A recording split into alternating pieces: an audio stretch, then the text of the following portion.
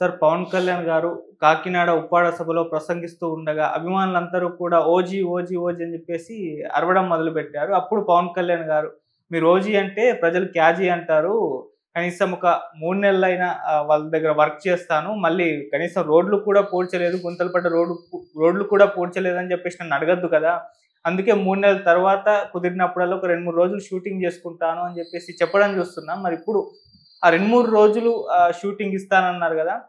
అవి సినిమాలకు రాబోతున్న 3 సినిమాలకు సరిపడతాయా? అసలు ఈ ఇయర్‌లో అయితే మరి ఒక సినిమా రిలీజ్ అయ్యే అవకాశం అయితే కనిపించడం లేదు సార్. ఆయన చెప్పిన పద్ధతి ప్రకారం చూస్తే. మీరేం చెప్తారు సార్ దీని గురించి? అంటే 20 రోజులు డేట్స్ ఇస్తే చాలు నాకు. నా సినిమా కంప్లీట్ అయిపోతుంది. 'హరిహర వీరమల్లు' హ్మ్. నేను డిసెంబర్‌లో రిలీజ్ పెట్టుకుంటాను. ఆల్రెడీ అమెజాన్ వాళ్ళతో మాట్లాడుకున్నాను హ్మ్. అని ఏఎం రత్నం గారు బహిరంగ వేదికల మీదే మాట్లాడిన సందర్భం చూసాం మనం. అవును. కాబట్టి ఈయన 2 రోజుల లెక్కన ఈ సంవత్సరం ఏదో పద్ధతిలో 3 నెలల తర్వాత అయినా పర్లేదు. హ్మ్. ఇచ్చేస్తే అంటే ఈ లోపల ఆయన చేయించుకోవాల్సిన పనులేవో ఆయన చేయించుకుంటున్నాడు ఆ సినిమాకి. ఓకే. ఈయన కంట్రిబ్యూషన్ కంప్లీట్ అయితే ఈయన ఆ సినిమాకి కేంద్రీకరించి పనిచేస్తే ఏఎం రత్నం బయటికెళ్ళిపోతాడు కష్టాల్లో నుంచి. ఏఎం రత్నం వెళ్ళిపోయిన తర్వాత నెమ్మదిగా ఓజీ కంప్లీట్ చేయొచ్చు.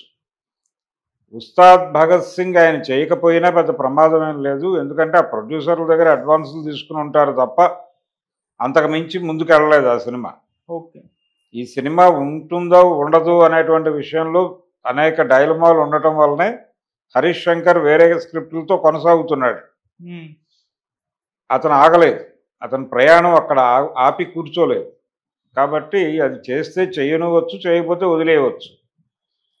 5 ఏళ్ల టైంలో 3 సినిమాలు చేయటం అనేది పెద్ద వ్యవహారం ఏం కాదు. హ్మ్. కాబట్టి 3 సినిమాలు కంప్లీట్ చేస్తాడు ఆయన. అభిమానులు టెన్షన్ పడాల్సిన అవసరం ఏం లేదు. కాకపోతే కొంచెం టైం తీసుకుంటాడు అంతే. ఆయనే చెప్పుకున్నట్టుగా 3 నెలలు ఎందుకు అంటే రెగ్యులర్‌గా జనంతో ఇంటరాక్ట్ అవ్వడం అనేది ఒక ప్రోగ్రామ్‌గా పెట్టుకున్నాడు ఆయన. అవును. జనవాణి అనే పేరుతో వాళ్ళ కార్యాలయంలో ఒక కార్యక్రమం జరుగుతోంది. హ్మ్. అంటే ఆయన ఉంటే ఓపెన్‌గా పబ్లిక్ వచ్చి వాళ్ళ ఇష్యూస్ చెప్పుకోవడానికి హ్మ్. ఒక అవకాశం కల్పిస్తున్నాడు ఆయన. అంటే తన పరిధిలో ఉన్న శాఖలు, పరిధిలో ఉన్నటువంటి కార్యక్రమాలు, సమస్యలు మాత్రమే కాదు. ప్రభుత్వానికి సంబంధించి, ప్రభుత్వ నిర్వహణకు సంబంధించి, ప్రభుత్వం దృష్టికి తీసుకొచ్చి పరిష్కరించుకోవాల్సిన ఏ సమస్యనైనా తన దృష్టికి పట్టుకొస్తే దాని గురించి మాట్లాడి పరిష్కరిస్తాను అన్నట్టుగా వ్యవహరిస్తున్నాడు ఆయన. అందులో భాగంగానే మన విజయవాడకు సంబంధించిన వాళ్ళు వెళ్ళి మా అమ్మాయి కనిపించట్లేదు అంటే ఆ ఇష్యూని సార్ట్ అవుట్ చేశాడే ఆయన. మొత్తానికి విజయవంతంగా అమ్మాయి ట్రేస్ అయింది. ఎక్కడో కాశ్మీర్ దగ్గర ఎక్కడో ఉందని ట్రేస్ అయింది. అవును.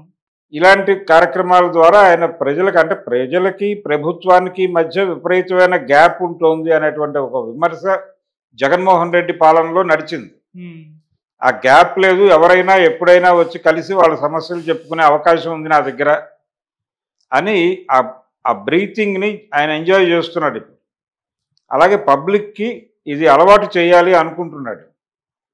పవన్ కళ్యాణ్ ఈజీ యాక్సెస్ ఉండాలి అన్నది, ఈజీ యాక్సెసిబుల్ మంత్రి అనే ఇమేజ్ కోసం ప్రయత్నం చేస్తున్నాడు ఆయన. అందుకని ఈ ఓజీ అనే డిమాండ్కి ఆయన ఇమ్మీడియట్గా చాలా ఒగ్గలేదు. ఓకే. సరే చేద్దాం అనే మాట అంటే ఇక అక్కడి నుంచి వాళ్ళు పనిలోకి దిగుతారు. హ్మ్. అలా వాళ్ళని పనిలోకి దింపి తాను పనిలోకి రావడం కాదు చేయాల్సింది ఆయన. వాళ్ళని ఆపి నెమ్మదిగా వీలు చూసుకుని 1 రోజు 2 రోజులు నెలలో కనీసం 4 రోజులు అలా వెళ్ళి పనిచేసినా అయిపోతుంది. ఆ సినిమాకు కూడా ఆయనకు కేటాయించాల్సినటువంటి డేట్స్ ఎక్కువేం లేవు. ఆల్మోస్ట్ చాలా షూటింగ్ కంప్లీట్ అయిన సినిమానే అది కూడా. సో ఈయన కొంత డేట్స్ కేటాయించి ఎవరికైనా 20 రోజులు 20 రోజులు 20 రోజులు మొత్తం ఒక 60 రోజులు కనుక ఆయన కేటాయించుకుంటూ వెడితే ఆ 3 సినిమాల పనే అయిపోతుంది. ఓకే. అందుకని ఆయన కూడా టెన్షన్గా లేడు, ఆయన కూడా రిలాక్స్డ్గానే ఉన్నాడు. గతంలో అంటే ఇప్పుడు ఆయన గతంలో ప్రారంభమైన ప్రాజెక్టులు కాబట్టి టెక్నికల్గా కూడా ప్రాబ్లం రాదు ఆయనకి. కమిట్మెంట్ ఇచ్చున్నాను కాబట్టి వెళ్ళి పనిచేస్తానంటాడు. మంత్రిగా షూట్లు చేయవచ్చా చేయకూడదా అనే చర్చ ముందుకు తీసుకురావచ్చు, కానీ అది కూడా చేసే అవకాశం లేదు. గతంలో ఆ పని చేసిన వాళ్ళు ఉన్నారు. సాక్షాత్తు రామారావు గారు ముఖ్యమంత్రిగా ఉండే సినిమా చేశాడు ఆయన.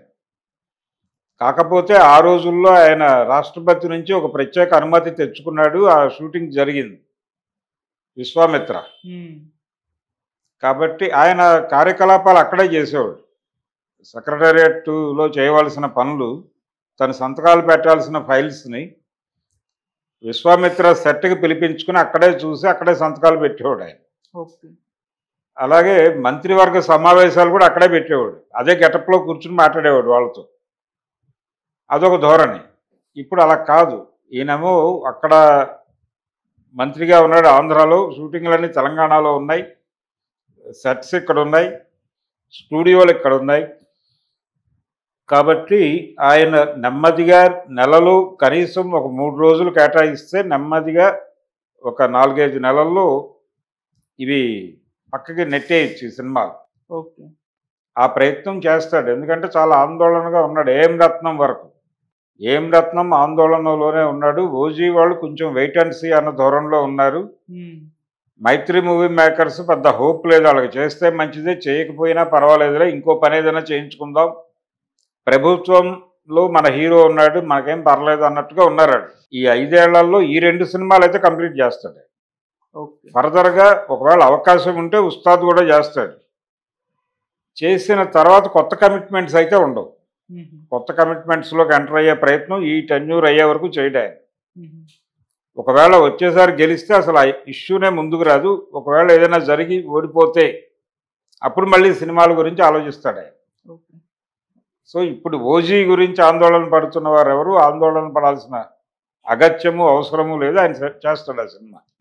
మరి వీరమల్లు 2 పరిస్థితి ఏంటి సార్?